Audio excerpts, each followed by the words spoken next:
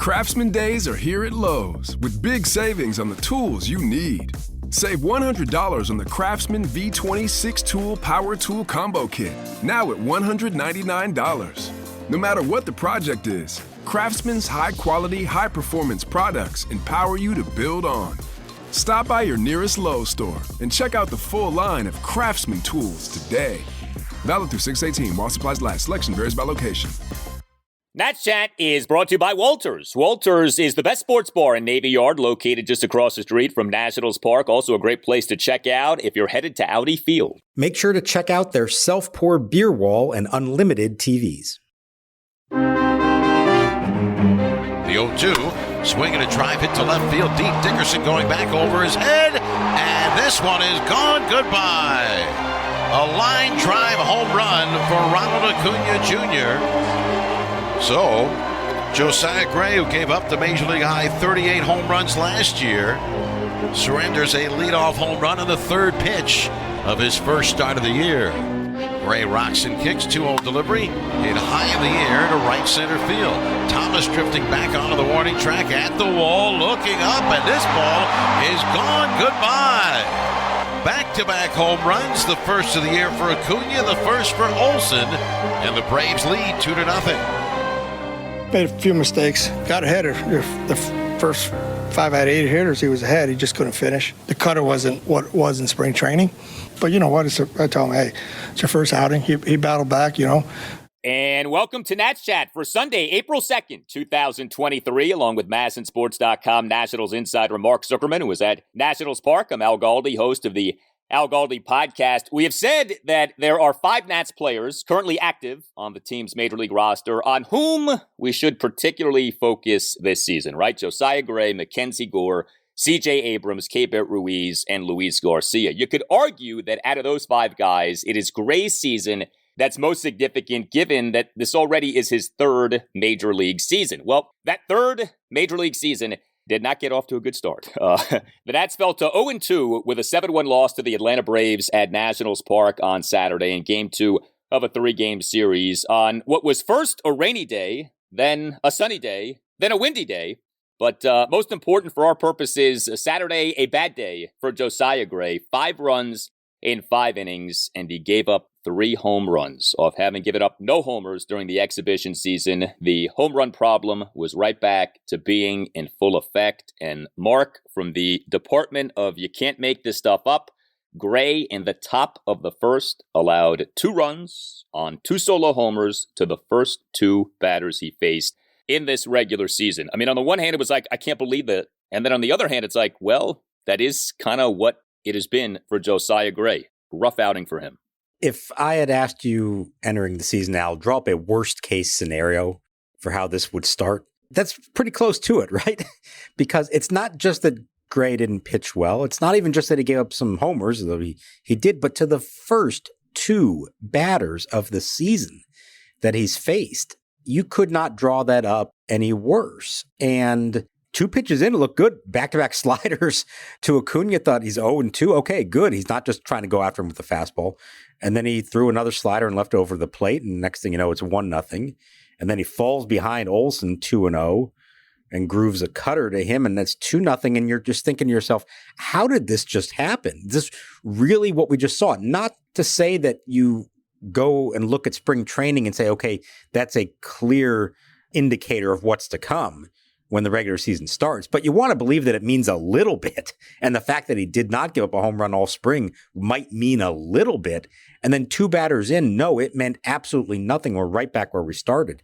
That was incredibly discouraging way for the season to start for him and for this team. And boy, that just sucked the life out of the building. It absolutely did. And, you know, you think about the Game 1 loss and one of the big things from that game, the C.J. Abrams 3 errors. And, you know, look, I may come to regret this, but I don't think defense is going to be his problem. Although we did have another defensive miscue in this game. We can get to that in a bit. But you say, all right, that's kind of an isolated thing. I mean, it's not going to be committing 3 errors on the regular.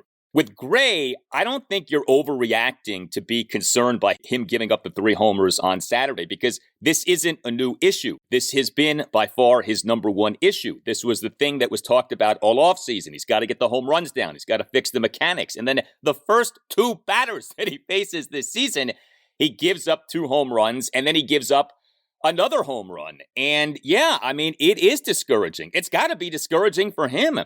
I do think this is a big season for Josiah Gray. I mean, I'm not going to say make or break, but I think he needs to have a step forward season. Like if he has a 3rd straight year in which he gives up a ton of homers, has an ERA over 5 or a really bad ERA, you are starting to creep into that bust territory of like, hey, you're supposed to be, if not an ace, then, a really good starting pitcher, a number 2 at worst, a number 3. And instead, it's like, we're not even seeing progress. And I think that's the thing. You want to see progress. So, I'd love to say, hey, these things happen onward and upward, but I don't know, man. Like all offseason, this was the thing, and that it ends up being a thing in his first start, in his first inning of the season. Yeah, like I said, worst case scenario if you were to draw it up. Now, I'll throw a couple things out there a little bit in his defense. He's facing maybe the best power hitting team in the National League in the Braves. Not an excuse, but like if you're going to give up 3 homers, this is the team you're probably going to do that to. He did it on a day when the wind was blowing 20 plus miles an hour out. And I'm not thinking that necessarily either one of those wouldn't have been a home run otherwise, but it helped carry those balls at least a little bit. So a little caveat there, but the problem is his next start is at Coors Field. So, like, if you're trying to put him in the best possible position to have success, having him face the Braves on a day the wind's blowing out and then going to Coors Field is not the ideal way to draw that up. So that's unfortunate. But I think actually the most discouraging part of it, the results aside, were more like the way he went about it. We talked at the end of spring training about how he was finding ways to be successful without having to use his fastball, which was such a problem for him last year. And specifically the development of this cutter that he threw really well in spring training. And then he comes out and the second home run today came on a cutter after he was behind in the count 2-0. And then the third one also was on a cutter. He ditched it entirely for a few innings. He came back to it later, started to have a little bit of success. But that was troubling to me, that like the results are similar to what we saw last year, but the process to get to it was actually a little bit different. And on a pitch that's supposed to help him and avoid that kind of loud contact. Now, I'm not saying he's going to abandon it altogether in his next start, but you would have liked to see success with that and not feel like this great new pitch he's got that was being put out there specifically to avoid this kind of damage instead led to exactly the same kind of damage. For Josiah Gray on Saturday, 5 runs in 5 innings. He gave up 7 hits, the 3 home runs to go with 4 singles. He issued 2 walks and a run-scoring wild pitch, 4 strikeouts. He over the 5 innings threw 87 pitches, 52 strikes versus 35 balls. With the 2 homers that he gave up in the top of the first inning, so he gives up the leadoff homer to Ronald Acuna Jr. As Mark mentioned, Acuna was down 0-2. I mean, that's the other thing about that home run. 0-2 pitch, and Acuna homers off Gray. And then Gray gave up a solo homer to Matt Olson on a bomb to right center, 406 feet per StatCast. And then the other homer that Gray gave up, 429 feet per StatCast. Top of the fourth, a 1-out solo home run by Marcell Ozuna. So, I know you talked about the win, but 2 of the 3 homers were over 400 feet, and that homer by Ozuna, I mean, that was well over 400 feet. And then we had what happened in the top of the 3rd inning, Gray giving up 2 runs on 3 singles, a walk, and a run-scoring wild pitch, which came on a ball 4 to Ozzie Albies on a 2-out walk. One of the things with Gray that gets overlooked, it's not just the home runs. Josiah Gray, for last regular season, gave up the most walks in the National League, 66 walks. The walks were a problem for Gray last year. Now, he only gave up 2 on Saturday. But, sometimes it's not quantity, it's quality. And he issues this walk on this run-scoring wild pitch to Albies. And I don't know, it just kind of stood out from a standpoint of here's a guy who had a problem with walks last year. And then in a really bad spot, he issues a walk. And the walk comes with a ball 4 that's a wild pitch that scores a run. There goes Riley. Here comes the pitch. It's in the dirt. Ball gets away. Arcia breaks for the plate, and he's going to score. But the run scores on a ball 4 wild pitch, and it's 3-0 Atlanta. Yeah, it's not the what, it's the when in that case. And he's 1 pitch away from getting out of that inning. He had 2 runners on base, runners on the corners, but he's got 2 outs. He's already struck out Olson. and now you got a 3-2 count on Albies. You have a chance to get out of that inning. That's an important moment for a young pitcher to show, hey, maybe things haven't gone so great, but if I can fight my way through this, pitch my way out of a jam, this game is still within reach. And then it fell apart for him there. The ball 4 wild pitch, and then an RBI single to Michael Harris after that. So he, in addition to everything else, had trouble putting away hitters. And that's where, look, we know he's going to try to do that with 2 strikes with breaking balls, sliders, and curve balls. So number one, you got to be careful not to be that predictable, and everybody knows what you're going to try to throw. But number two, you got to execute those pitches. And you can't throw a pitch 3-2 that's in the dirt that the batter never has reason to swing at. And, oh, by the way, it also gets away from the catcher to allow a runner to score. So better quality of pitches when you do have a chance to put a guy away. And unfortunately, some trust that maybe you can get weak contact and get an out that way. You don't have to go for the strikeout. That felt like 3-2, I'm going for the strikeout. Well, no, get the out, however necessary. That means putting the ball relatively close to the strike zone, not bouncing one in the dirt. So we talked about the cutter. With the mechanics, were the mechanics better in this game? I mean, the results weren't good, but were the mechanics better, or were the mechanics still a problem? I think so. I wasn't really looking that closely at like his line to the plate, but I think so. And he was throwing fastballs, and I'm just looking it up right now to see what he gave up on the fastballs. I don't feel like there was a ton of damage on that. No, I mean, he had only 2 swings on the fastball and only 1 ball put into play, and it was hit 66 miles an hour. So no, it wasn't giving him damage on that. Now, he did not throw the fastball for strikes was the problem. 4 out of 14 for strikes. So his command was off, and that's not going to work. Obviously, you have to make hitters believe that you can throw a fastball for strikes. So I don't want to say it's back to the drawing board immediately for him, but you got to figure out what it is you're trying to do. What is the game plan? And now go out and execute that game plan. And for day one, it was not that. I'm looking at the strike zone plot overall for him. And there's a lot of pitches, if you're thinking of it as a right-handed hitter facing, a lot of pitches up and in, fastballs up and in, and a lot of breaking balls down and away, not nearly close enough to the strike zone. Seems like with Josiah Gray, there's almost like an identity problem. Like, who are you? What are you as a pitcher? You know, you're not a fastball guy. We learned that last year. We thought maybe, hey, you're a cutter guy, but then we had what happened in this game on Saturday, and it's one game, right? But, you know, it's like, okay, we know what the problems are in terms of the results. But I think a lot of times in sports, right, like you want to know who you are, what you are, how you do what you do. And of course, it helps when you have success doing things a certain way, because then you can say, well, okay, I can sort of lean on that. He doesn't have that. And he feels like a guy when he's pitching, especially when you throw the mechanical issues into the mix. Like he's still very much trying to find himself, not only in terms of the results, but in terms of like how he goes about doing what he does. Yeah, look, he's a breaking ball pitcher. That's his forte. And when he's had the high strikeout games, it's been because the slider and the curveball have been excellent. But you can't just do that. You have to have something else to keep him honest. You need to have a fastball or cutter or something over 90 miles an hour that is located within the strike zone and isn't hit really hard to set up the breaking balls. And he didn't have that in this one. And we did see last year, there were times that he would abandon the fastball altogether and go almost exclusively breaking balls. That's a tough way to go about life. So a tough lineup that he's facing, tough conditions in this game, but he's going to have to be better than that. And like I said, the next start's at Coors Field.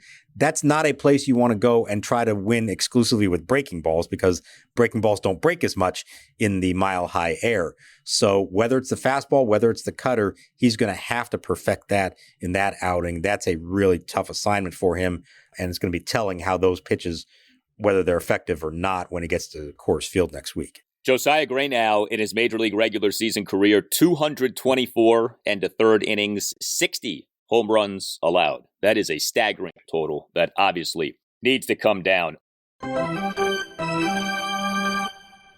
Hey, are you a law firm partner or associate stuck in the minor leagues like Joey Four Bags Meneses? Your employer might be holding you back from your true potential. Maybe another law firm can get you what you need. More money, better support, better client contacts, or a better brand name. You need a better agent. You need Mason Kalfas. Mason Kalfas, he started Zenith Legal in 2015 to be the best legal recruiter in the nation, and he has succeeded. He has placed partners and associates at over half of the largest 100 law firms in the U.S. He specializes in working with lawyers at major law firms and government agencies such as the DOJ and SEC. Like Joey Meneses' big breakout, Mason Kalfas can help you identify what you really need to accelerate your legal career. He will work with you to find the best law firm for your practice and negotiate you the absolute best deal, a deal worthy of a superstar free agent. The legal market still is very strong. There's no better time than the present to think about making a move. You need to call Mason Kalfas at Zenith Legal. His number is 202-486-3535, or you can check out his website, zenithlegal.com. He has a team of recruiters across the country, but you will get tons of personal attention from Mason. It's time to launch your career into the upper deck. Call Mason Kalfas today. Go Nats and go Joey. Hey, Nats Chat listeners, Tim Shovers here, producer and founder of the podcast. Here to tell you about Game Time. Do you struggle sometimes to find tickets to your favorite events? Buying tickets to your favorites shouldn't be so stressful. That's why you should look into the Game Time app. It's even harder these days with the lack of paper tickets available on the street. If you're looking for tickets to Nats, DC United, or even the Drake concert this summer, Game Time offers the lowest price guarantee, event cancellation protection, job loss protection, and more. Game Time is the place for last-minute ticket deals. Forget planning months in advance. Game Time has deals on tickets right up to the day of the event. It's the fastest-growing ticketing app in the country for a reason. Get images of your seat before you buy so you know exactly what to expect when you arrive. Snag the tickets without the stress with Game Time. Download the Game Time app, create an account, and use code NATSCHAT for $20 off your first purchase. Terms apply. Again, create an account at gametime.co and redeem code NATSCHAT for $20 off. Download Game Time today. Last minute tickets, lowest price, guaranteed. Next offering popped up. Left side, shallow left toward the line. Rosario coming in, has a play. He makes the catch, and this ball game is over. The Braves have clinched themselves a series victory, taking the first two of the three-game set. Well, when it comes to the Braves starting pitcher on Saturday, it was Spencer Strider, Spencer and his porn stash, and those two things did quite well in this game on Saturday. Strider, 6 scoreless innings, 9 strikeouts. The Nats mustering just the 1 run, 5 hits for the game, another game in which the Nats don't do much in the way of extra base hits, although they did get a home run, albeit a pretty meaningless one, but it was an impressive home run. Keibert Ruiz reaching the 3rd deck in right field in a 1-run bottom of the 9th inning for the Nats, but a homer, a double, and 3 singles. That's what you had for the Nats in terms of hits. The Nats did work 3 walks, but just another ho-hum game for the Nationals offensively. Really rough game for Joey Meneses. He was again the Nats DH and number 2 batter, 0 for 4 with 3 strikeouts. Jeimer Candelario, another nothing happening game for him, 0 for 4 with 2 strikeouts as the Nats number 6 batter and starting third baseman. We did see some things a little different with the lineup. Davey Martinez had Luis Garcia in the number 1 spot, with the idea being the matchup with Strider. We saw Lane Thomas down to the number 7 spot. We saw C.J. Abrams and Victor Robles alternate the 8 and 9 spot. Robles was a 9 batter in this game off having been the number 8 batter in game 1. But, look, the concern of the offense remains a concern, and I don't think we've seen anything over these first 2 games to diminish that concern. No, not at all. Now, they're facing an elite fastball in this game, Spencer Strider, 98, 99, 100 miles an hour. And the thing is, he throws it over the plate and he says, go ahead and hit it. Do your best. And they did not do their best against him. Garcia was hitting leadoff because Davey feels like he's one of their best fastball hitters, 95 plus. Well, his afternoon went strikeout, double play, fly out to the warning track, although it was hit to the opposite field, and then another double play. That did not work at all. And the only guy who really had success against him was Lane Thomas, who got bumped all the way down to the 7th spot. He doubled in the 3rd on a play that could have been made by the center fielder and potentially could have been called an error instead, and then a single in the 5th inning. Tough pitcher, yes, but you've got to find ways to make him work a little bit more. 5 of the first 6 batters in the game struck out. You got to find a way to make him work a little bit more. And then once you get on base, this happened the other day, you got to do something with that. until Ruiz's homer in the 9th, they didn't advance anybody past second base, in spite of the fact that twice Lane Thomas was on second base, I believe, with nobody out. A leadoff double in the 3rd, and then the single in the 5th, and he goes to second on a wild pitch, and they just left him there, couldn't go anywhere. You have to get more productive at bats with runners in scoring position. 0 for 4 in this game after 1 for 11 on opening day. As we said the other day, this is the concern. If you have a lineup that doesn't hit for power, then you better be able to manufacture, and you better be able to come through in situations with runners in scoring position, and they have not come close to doing that in these first 2 games.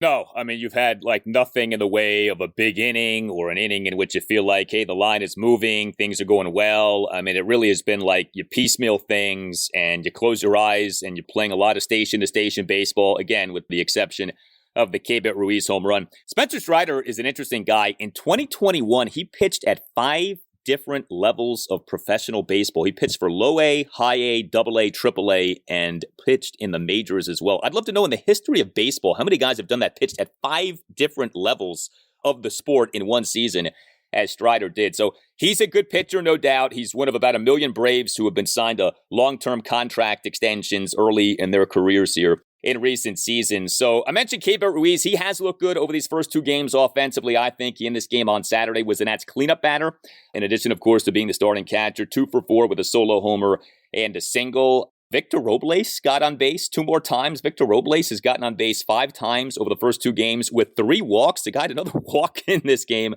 Bottom of the 3rd, a 1-out walk. Bottom of the 8th, he had a leadoff single. But you know, in terms of some of these young guys, you know, we've talked about like Luis Garcia. We mentioned him 0 for 4. C.J. Abrams with another 0 for 3. And that aforementioned defensive miscue. So Abrams in the Braves' 2-run 3rd was on the border of the infield dirt and shallow left field grass, unable to make a backhanded catch of what was a well-hit grounder by Orlando Arcia. The play went down as a leadoff infield single. What'd you think about that play? Because, you know, to me, that's one of those plays where it's like, boy, you'd like for your defensively minded shortstop to make that play, and Abrams obviously did not.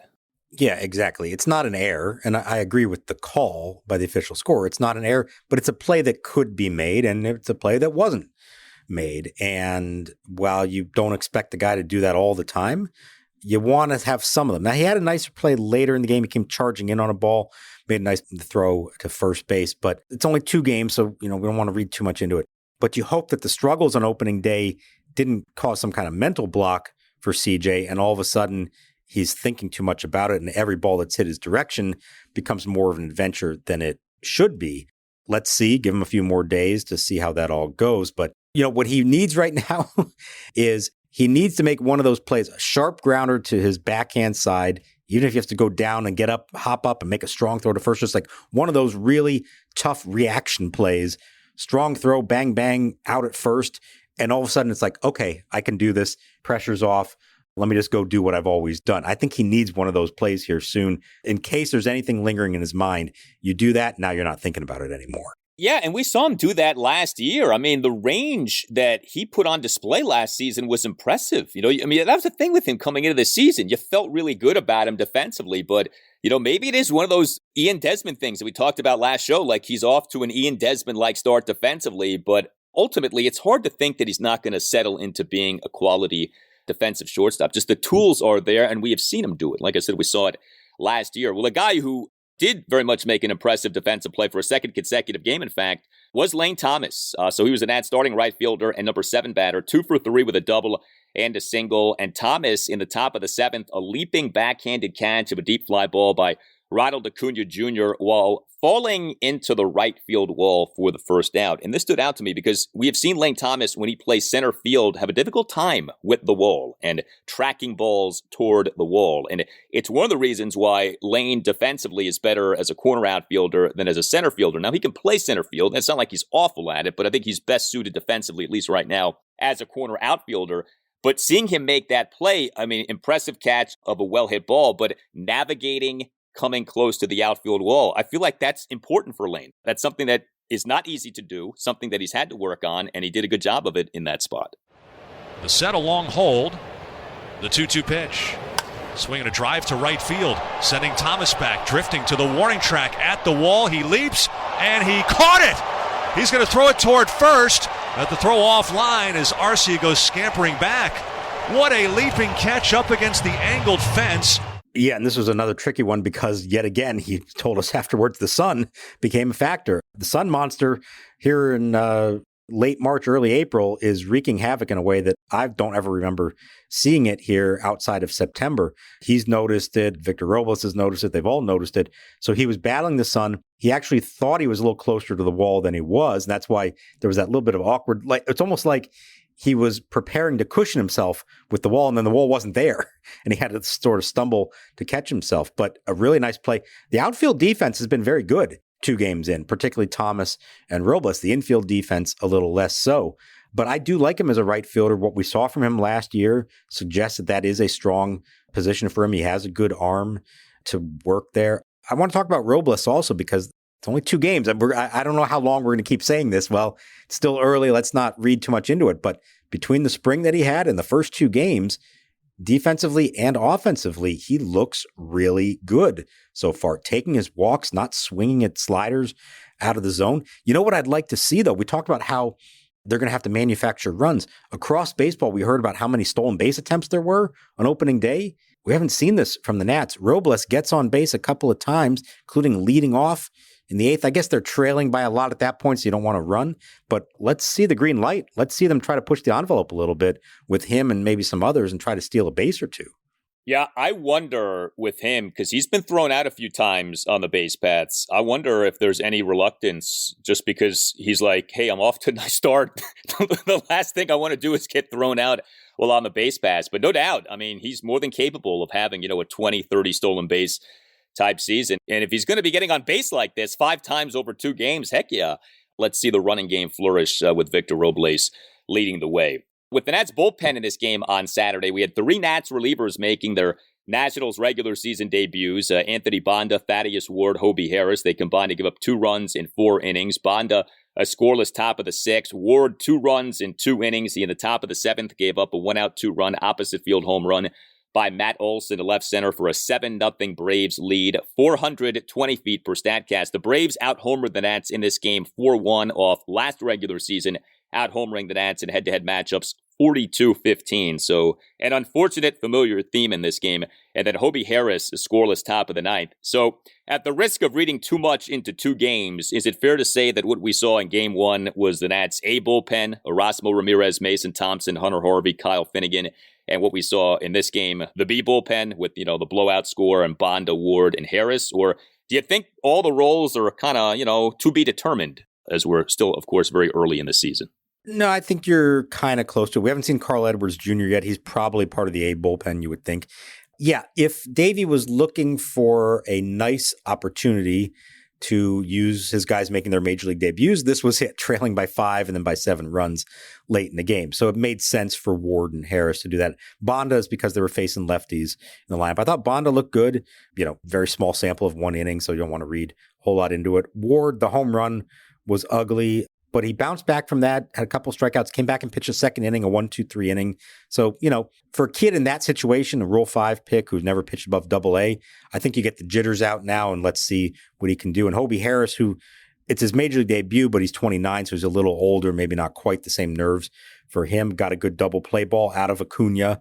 So, a good start for them. But yeah, I think what we saw on opening day, those are the names that Davey wants to be calling on in his bullpen. And you just hope that come Sunday afternoon, they're in a close game and he can call on his best relievers to try to keep a game closer and maybe even protect a lead late.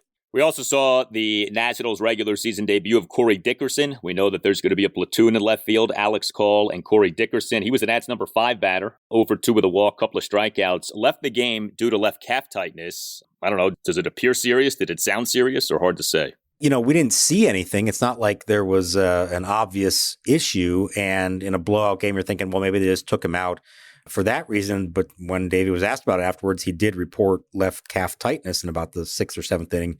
And so Vargas replaced him. So he's going to go get a scan of the calf on Sunday morning. Always a little bit of a concern, something like that. And the problem here with a quick turnaround to a day game on Sunday, you only have a 4-man bench to begin with. They don't have another true outfielder on their bench. Would they feel the need to bring somebody in and have them available just in case Dickerson does have to go on the IL, and my guess is that would be Stone Garrett, who's on the 40-man roster and in Rochester. Stone may be getting a call late Saturday night saying, hey, board the first flight Sunday morning. Doesn't mean he'd be activated, but like a just-in-case scenario for a 135 game, they may want to do that. And speaking of guys in the minors, some Nats news during the day on Saturday. They have signed veteran catcher Kevin Plawecki to a minor league contract. Plawecki probably best known for his time with the Mets, but he's also been with Cleveland, Boston, and Texas. So we know the Nats' top two catchers at the major league level, Keibert Ruiz and Riley Adams. I would think that this is a sign that the Nats are not anticipating Israel Pineda being healthy anytime soon. Pineda on Thursday morning was put on the 10-day injured list with a right finger fracture. Is that how you read things? Absolutely that. It's been, 3, maybe even 4 weeks since he got hit by a foul ball on that hand. Now, he was playing catch, but he still has not begun hitting yet. It's a problem for that. So, yeah, he's not going to be ready for a while. The two guys they had to start the year at Rochester are not prospects really in the catching terms. So I think the Plawecki signing is evidence that, yeah, they need some help there right now. But also, if anything happened to Ruiz or to Riley Adams, or if Riley Adams really struggles and they feel they need to make a move like they did last year and send him down, you have somebody available at AAA with big league experience that you could call on. I don't think it's a sign that Plawecki's about to come to DC anytime soon, and we know that they're committed to Keibert Ruiz as their starter. But if anything happened, they want to have somebody they can call upon with some experience, and that would be Plawecki. I wanted to hit on this because obviously, with the Nats rebuilding at the major league level, what's going on at the minor league levels takes on increased importance. And the Nats do have some stud prospects now. And it was kind of funny. Eric Green, the former NFL tight end, the father of Nats outfield prospect Elijah Green. Eric Green tweeted on Saturday morning that Elijah Green is bound for Fredericksburg, Virginia. So he'll be playing for the Low A Fred Nats. Just in terms of the placements of these Nats premier prospects at various minor league levels. So Brady House and Jarlin Susana are starting off at Low A Fredericksburg. James Wood is starting off at High A Wilmington. Robert Hassell III is starting off at Double A Harrisburg. We know most, if not all of these guys are, a year or two away at least. Did any of the placements surprise you, or were the placements pretty much what you expected? I think it's what I expected. I'm sure there are people that maybe hoped Brady House would get bumped up to High A because he did the little bit that he played last year was at Low A. But I think that's the reason. He needs to actually show that he can stay healthy and have some success. If he's healthy and has a good first half of the season, I would think they'd bump him up to High A with no hesitation about that. For Elijah Green, he's young. I mean, he came out of high school last year and he's already at Low A ball. That's good that he's ready for that. They didn't have to put him there. They could have kept him in Florida in rookie ball. So that's a good sign. Susana, very young as well. Hassell was dealing with a wrist issue. It's the opposite. It's not the wrist that he hurt in the Arizona Fall League. His other hand he had an issue with in spring, but he, according to Mike Rizzo, is probably 2 weeks away from playing. He's starting the year injured, but he's already in rehab mode and should be back. He's the guy to watch in terms of somebody who we could see before this season is over. If he does well at Double A, which he got some experience at last year, he would be a midseason candidate to be moved up to Triple A. And then if that goes well, obviously we could be talking about him before season's end, in the big league. So it was a bit of a down year for him last year, certainly from a power standpoint, but they still have really high hopes for him. He's the guy who everybody says has a very high floor. Like he should be a good quality big league hitter and a good defensive outfielder, maybe even a center fielder in the big leagues. Just a question of will he hit for power and be a complete hitter? If things develop and he stays healthy this year, I think there's a good chance we could see him before it's all said and done. But watch how he does at Harrisburg once he starts playing. If he has success there, I could see them moving him up to AAA. And with Brady House, I mean, it's not just the back injury that he's coming off of. He had mixed results for the Fred Nats last season. He did not hit for much power. He got on base at a good clip, but you can't just promote guys to promote guys. You have to let guys have success and then promote guys. So yeah, I mean, go ahead, let these guys develop and, hopefully they make their way through the minors in a quick fashion. Like I said with Spencer Strider, 5 different levels of pro baseball in one season. Those who can do, if these guys are going to be what we want them to be, they will ascend quickly through the minors. I don't have any doubt about that. Well, Patrick Corbin in Game 1, not good. Josiah Gray in Game 2, not good. MacKenzie Gore is getting the start for the Nationals in Game 3 of this series against the Braves. So the Nats already trying to avoid a season opening sweep here. But man, I mean, this is going to be a big deal. MacKenzie Gore, regular season Nationals debut. You know, he certainly seems to have the highest ceiling in terms of Gore and Gray and Cade Cavalli, who, you know, obviously is out for the season due to Tommy John. What are we thinking here with Gore? I mean, the Nats could use MacKenzie Gore pitching well on Sunday afternoon, that's for sure. Yeah, it's unfortunate to have to put that kind of weight on the start for him, because you'd like for him to come in and say, hey, just get through this thing healthy, pitch well, have a little bit of success, everything will be good. But they could really use a standout start from him that gets everybody excited again and gives his team a chance to win. You know, the best thing could happen in this game, Al? How about the lineup? Score a run or two early on. Give him a lead to work with, and maybe if he can get through the first or second inning clean, you're not putting your team in a hole as well. It's a tough lineup that he's facing, but he's got really good stuff. He's not afraid to go after some big name hitters. He did it facing the Yankees in spring training and in the exhibition game here as well. So I don't think he's going to be intimidated to face them. If he can get ahead of hitters like he did late in spring, he's got the stuff to be successful. And there's an opportunity here for him to kind of make a little statement in his Nationals debut. It's been long awaited. It's funny, as much as we've talked about C.J. Abrams, as much as we talk about the kids, Wood and Hassell and Susana, MacKenzie Gore was as big a part of this trade as anybody in the Juan Soto trade. And he's just the guy we haven't been able to see any evidence of yet because he was rehabbing from injury last year. So it's a big start. It's a big deal for him to make this start. You wish it wasn't coming in the final game of a series in which they have to try to avoid a sweep, but let's see how he handles that pressure against a very good lineup and go from there. But I am excited to finally see MacKenzie Gore in a Nationals uniform in a game that counts.